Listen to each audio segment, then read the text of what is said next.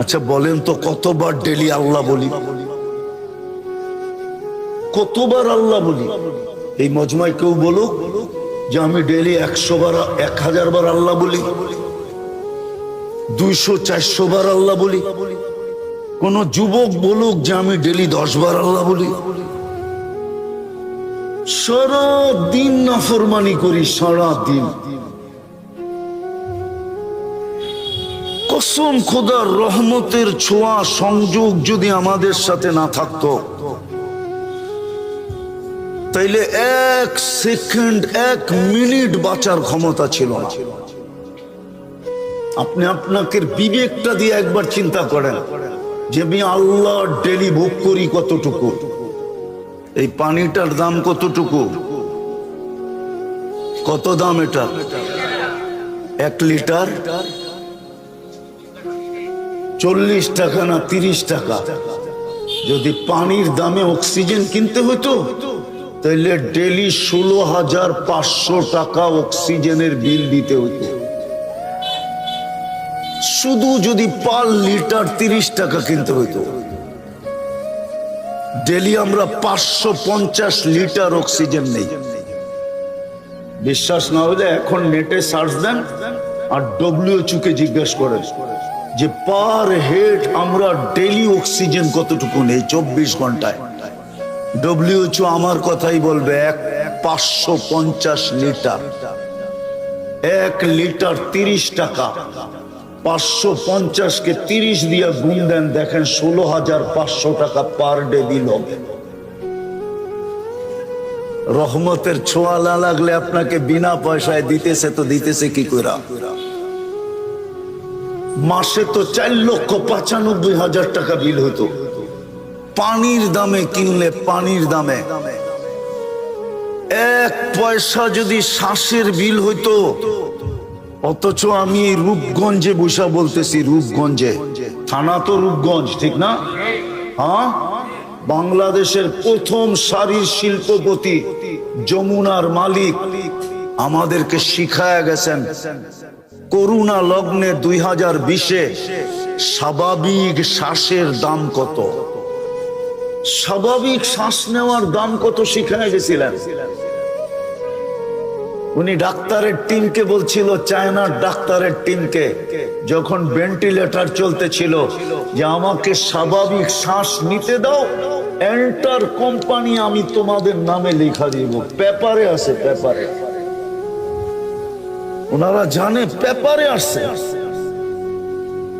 পার শ্বাসে যদি 1 পয়সা বিল নিতেন তাহলে পার ডে 1600 টাকা বিল দিতে হতো।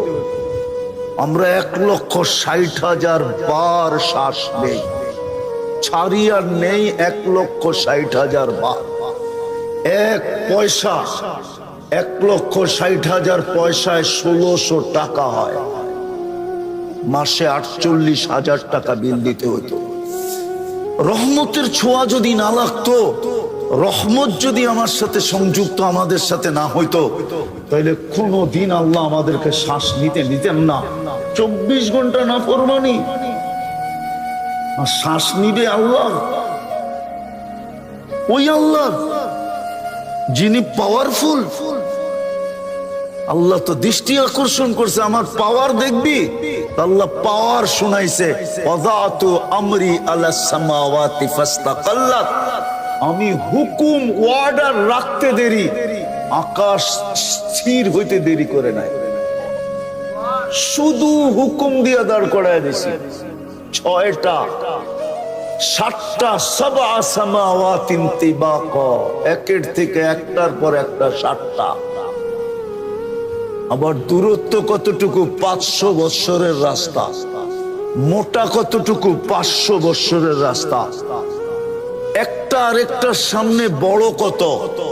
প্রথমটা দ্বিতীয়টার সামনে দুনিয়ার বাংলাদেশের কোন বিশ্বকাপ খেলার কোন ফুটবল মাঠ নাই, নাই, নাই।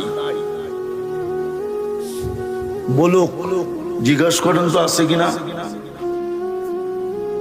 আছে? কি কয় নাই? বিশ্বকাপ খেলার কোন ফুটবল মাঠ বাংলাদেশে নাই। কেননা বিশ্বকাপ যেখানে হবে ওটার জন্য 2 থেকে 2.5 লক্ষ কমসে কম ধারণ ক্ষমতা হইতে হবে, দর্শনার্থীর ধারণ ক্ষমতা হইতে হবে। নাই,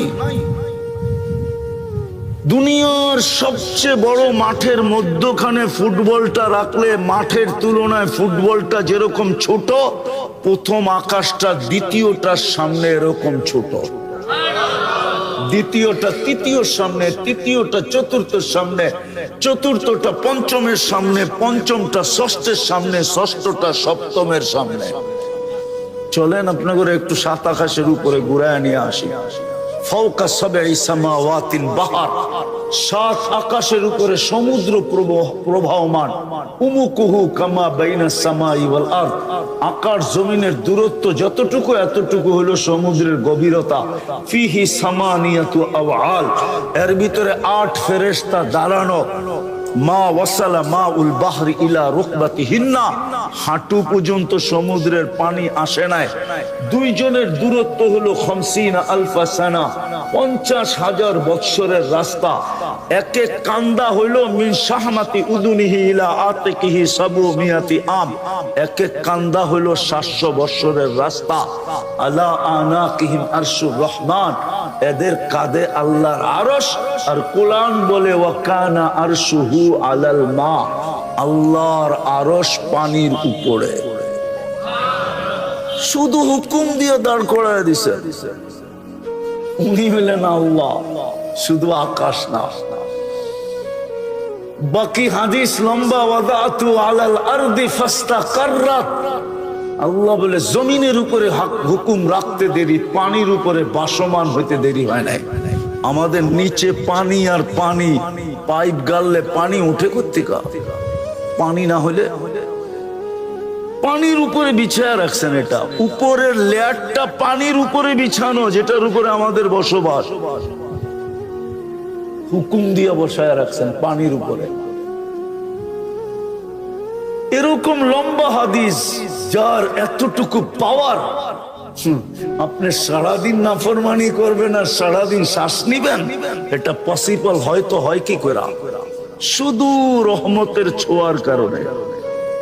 কি রহমতের? ওলামা আমার সাথে একমত হবে, রহমান আর দুনিয়া, আল্লাহ দুনিয়ায় সবার জন্য দয়ালু, রহমতের ছোঁয়া লাগায় রাখছেন। এই জন্য 24 ঘন্টা অক্সিজেন ব্যবহার করি, 1 পয়সা বিল নেন না। 24 ঘন্টা শ্বাস নেই, 1 পয়সা বিল নেন না।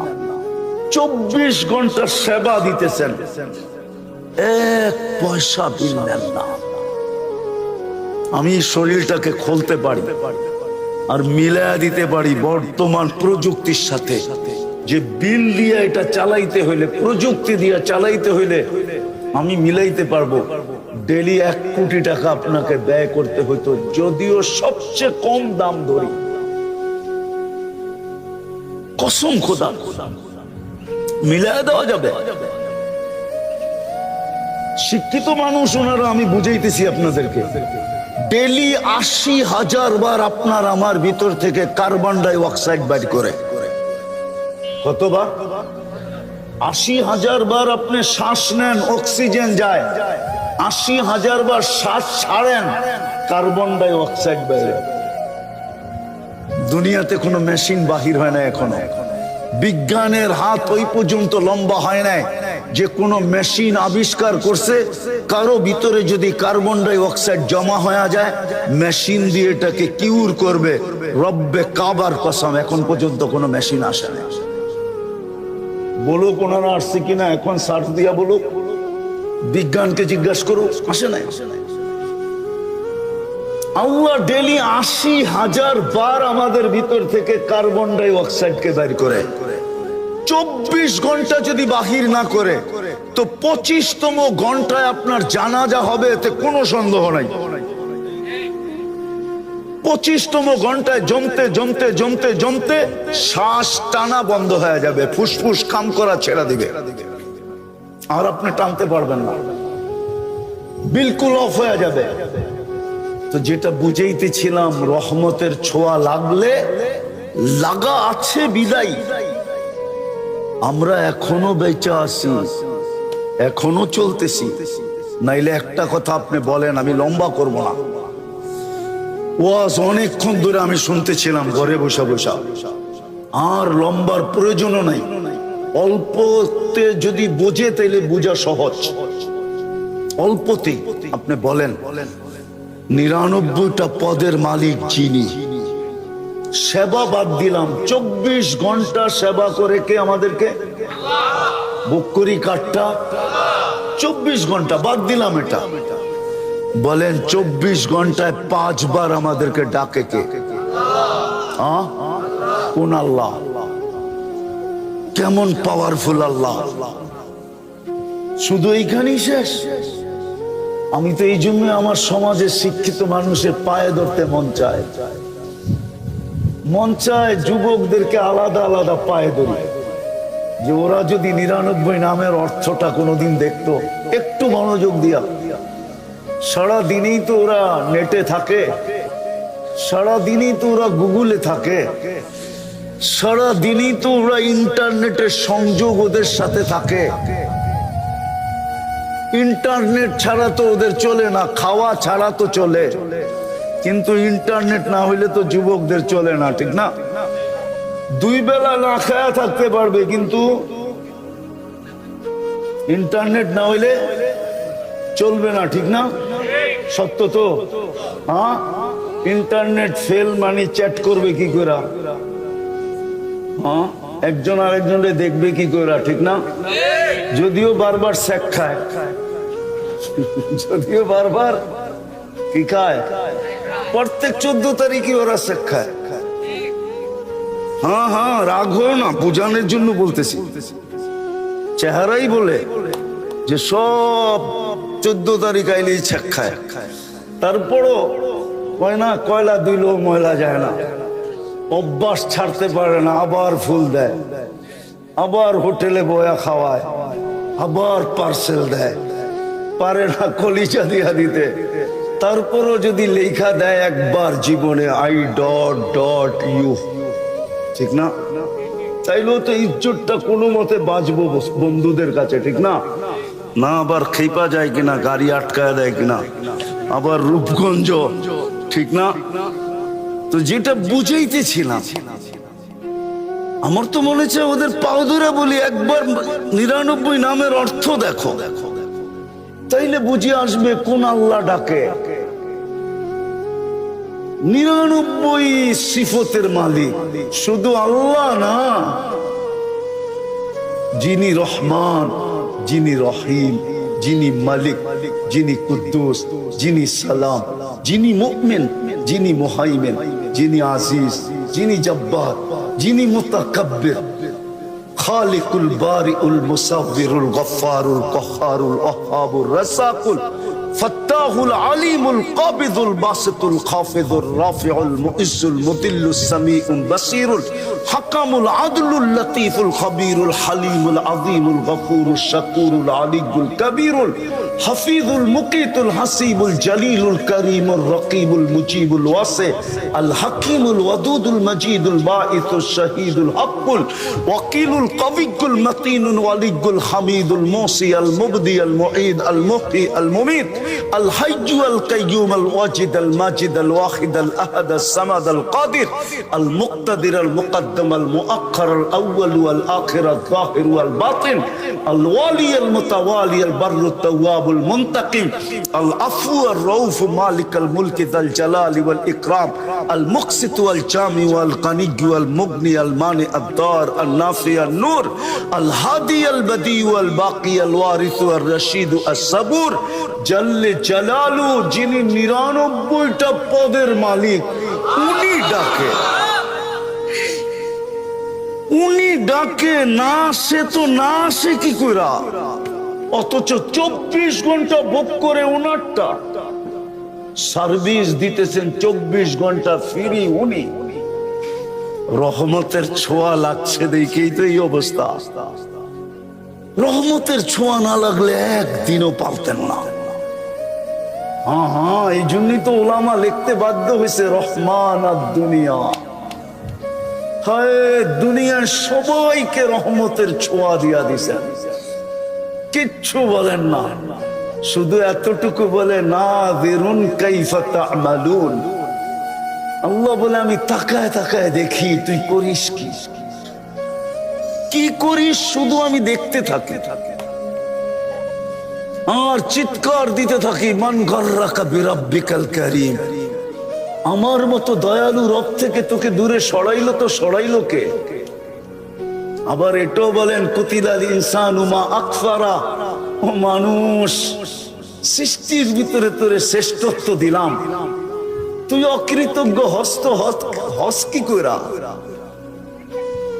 সব অকৃতজ্ঞ হয়ে গেলে মনকে বুঝানো যেত, যুক্তি ছিল যে আল্লাহ কোন সৃষ্টির কোনো বিনিময় নাই, কোনো প্রতিদান নাই, কোনো জান্নাত নাই, কোনো জাহান্নাম নাই।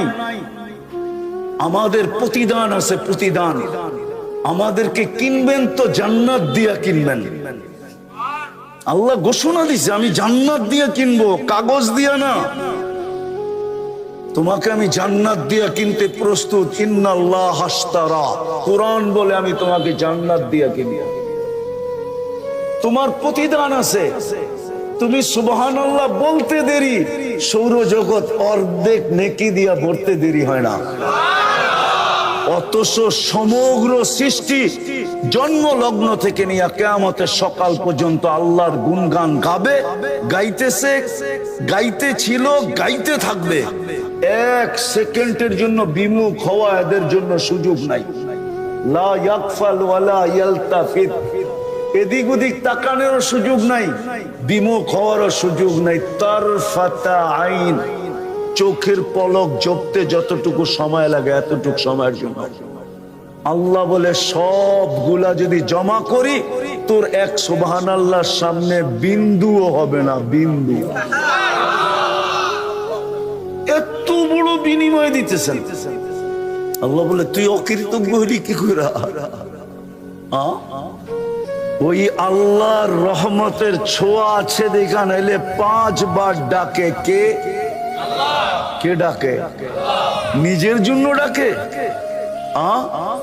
আমার জন্যই তো ডাকে। আমাকে মূল্যায়িত করার জন্য, মূল্যবান বানানোর জন্যই তো ডাকে। আমাকে মূল্যায়িত করার জন্যই তো ডাকে। আমাকে দামি বানানোর জন্যই তো ডাকে।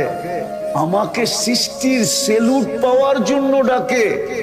সৃষ্টি সেলুট দিবে, সৃষ্টি, নাইলে কোরআনে কেন আসতো সালামুন তিবতুম ফাদখুলুহা খালিদিন ওয়াসিকাল্লাযীনা তাকাউ রাব্বাহুম ইলাল জান্নাতি যুমারা হাত্তা ইযা জাউহা ফুতিহাত আবওয়াবুহা ওয়া ক্বালা লাহুম খাজানাতুহা সালাম তিবতুম ফাদখুলুহা খালিদিন।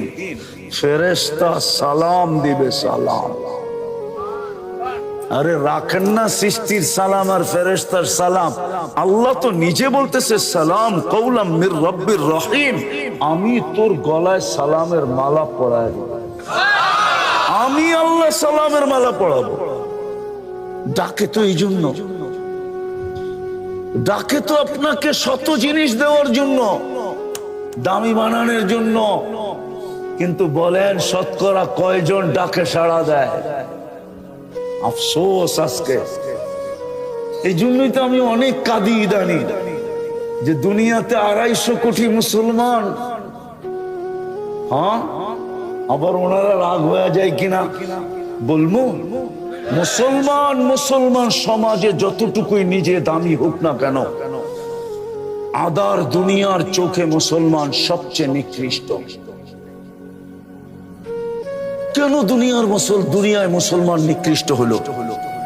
আমি আমার সমাজে দামি, কিন্তু আদার সমাজ মুসলমানকে দামি মনে করে না, মুসলমানের চেয়ে নিকৃষ্ট কাউকে মনে করে না।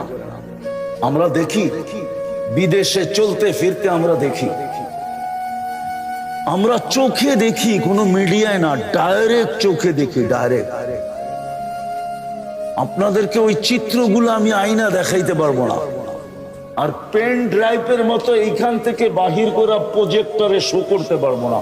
নাহলে আমি আপনাদেরকে দেখায় দিতাম প্রজেক্টরে শো করা, আমার এখানে আছে, সেভ করা আছে। সাজে গোজে ইউরোপ ফেল, এরকম সুসজ্জিত। ওই দেশের মানুষগুলো ওর নিচে, ওর মতো আপডেট না। এরকম সাজ, এরকম গোজ, এরকম পোশাক, এরকম আশা। কিন্তু যখনই ওর পাসপোর্টটা নিয়ে, আর পাসপোর্টটাও আমার দেশের না, ওই দেশের, পাসপোর্টটা নিয়ে যখন পাঞ্চ করে, স্ক্যান করে, আর সাথে সাথে ওর চেহারাটা বিগড়ায় যায়। ইমিগ্রেশনের অফিসারের চেহারাটা বিগড়ায় যায়, কেননা 5 পাসপোর্টের কোনায় উদিত হয়েছে, ওর স্কিনে উদিত হয়েছে যেটা মুসলমান। সাথে সাথে চোখগুলো বড় হয়ে যায়, চেহারাটা বিগড়ায় যায়। 10-15 মিনিট পর্যন্ত ওকে দেখতে থাকে, তারপরে মনে লাগলে পাসপোর্ট দিয়া বলে ওকে যাও তুমি, আর নাইলে বলে আরো দাঁড়াও। আমি চিনি বাংলাদেশের মহারথীদেরকে, শুধু বাংলাদেশের না, যারা ওই দেশের ন্যাশনালিটি আমরা, আমি অনেককে চিনি। প্রত্যেকবারই তো ফ্লাইটে কাউকে না কাউকে দেখি। আপনাদেরকে আমি বুঝানোর জন্য বলতেছি, আজকে আমাদের এই দুরবস্থা কেন? 250 কোটি মুসলমান। বিবেকের পর্দা খোলেন, কাজে দিবে। যুবক তোমরাও খোলো, কাজে দিবে। কসম খোদার, আমার কথা বিশ্বাস করো। তুমি যতই ওদের রঙে রঙিন হও না কেন, যতই 14 তারিখ উদযাপন করো, যতই 31st নাইট উদযাপন করো, যতই তুমি ওদের ডেগুলা ওদের চেয়ে কোটি গুণ বেশি উদযাপন করো, তুমি কোনোদিন ওদের চোখে উঠতে পারবে না।